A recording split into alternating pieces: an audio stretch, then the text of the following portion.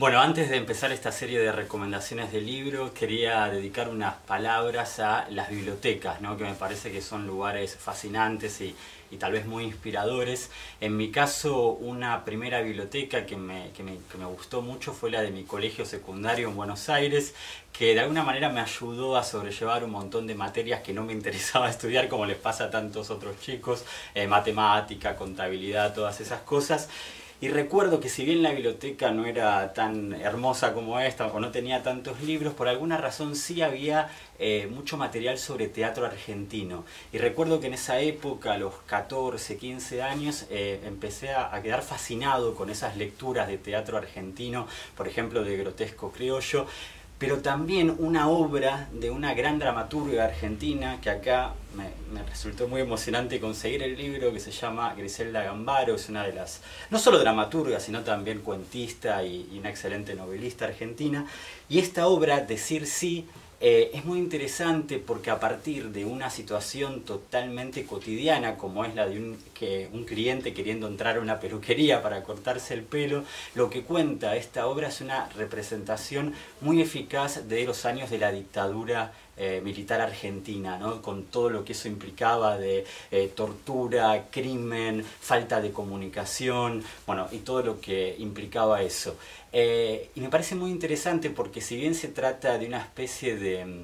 analogía, ¿no?, que plantea la obra, esta obra no deja de tener también algunos aspectos ambiguos. Por ejemplo, el mismo título, que siempre me pareció muy interesante, que es Decir Sí,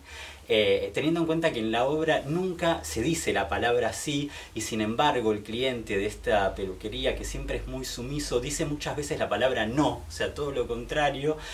aunque en algún punto también muestra por algunos momentos una especie de furia interna que solo muy pocas veces logra exteriorizar en contra de este peluquero, que es el que lo tortura, ¿no? Y también me parece muy interesante que hay una canción de una banda argentina ya de otra época, de la primavera, digamos, democrática, Los Abuelos de la Nada. La banda se llama Costumbres Argentinas y el estribillo dice todo el tiempo costumbres argentinas de decir no. Y siempre me pareció interesante conectar esa frase con el título de esta gran obra de Griselda Gambaro. Bueno, otra autora que me interesa muchísimo y que también encontré en esta biblioteca es Liliana Hecker, también una gran cuentista, novelista, muy conocida por haber tenido una polémica con Julio Cortázar, un escritor con quien tenía además muy buen vínculo y a quien admiraba, pero hubo una polémica también muy interesante acerca de lo que significaba el exilio, ¿no?, que ella mantuvo con él. También es noticia ahora porque acaba de inaugurar la Feria del Libro de Buenos Aires, y lo que más me interesa de Liliana Hecker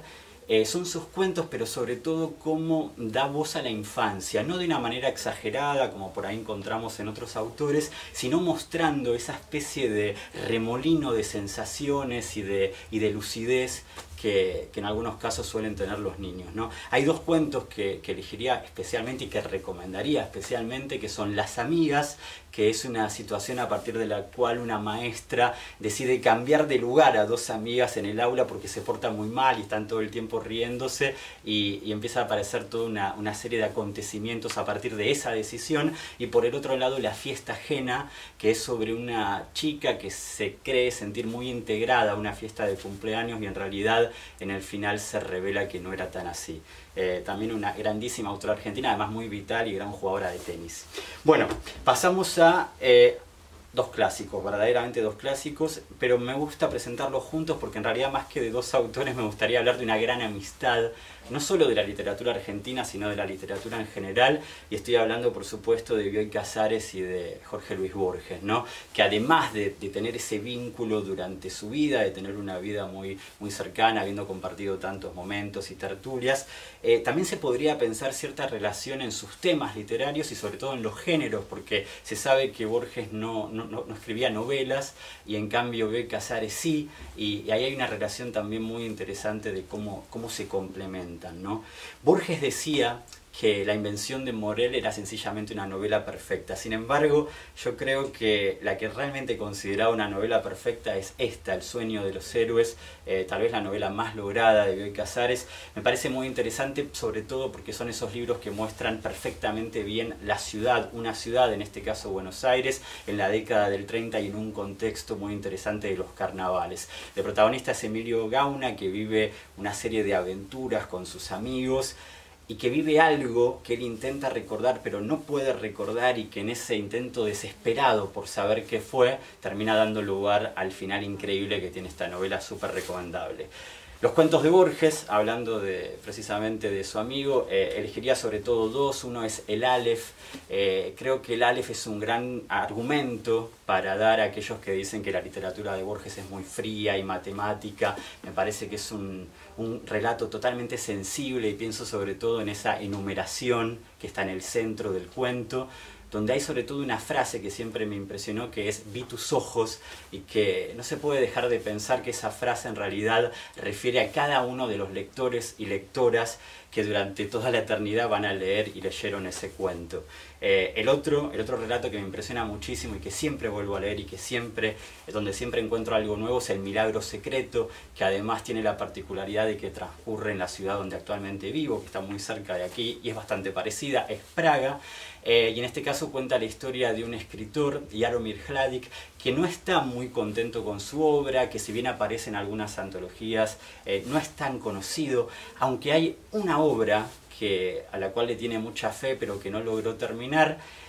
aunque tiene el problema de que los nazis lo sentencian su muerte, le dan el día en el que va a ser ejecutado, y él, poco antes de que llegue ese día, en la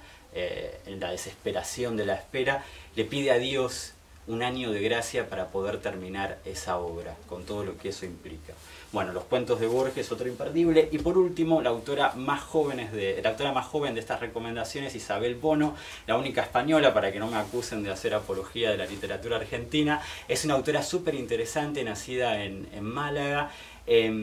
Lo que más me interesa de Isabel Bono es que me parece que en un contexto de cierta superficialidad de redes sociales en las que vivimos ahora, ella logró hacer una obra sobre todo de poesía muy sensible y hasta solidaria en algún punto. Y digo solidaria porque tuve la posibilidad de entrevistarla para Radio Praga, y ella me dijo en una ocasión que estaba cuidando a una persona muy enferma, muy cercana a ella, y que entre tanto sacrificio y entre tanto, digamos, dolor, en un momento decidió que cada día tenía una enseñanza que ella no quería dejar pasar, y que a partir de eso empezó a escribir un poema por día para poder eternizar o inmortalizar ese momento, digamos, mágico que todo día trae. Es una autora extraordinaria que también recomiendo mucho. Muchas gracias.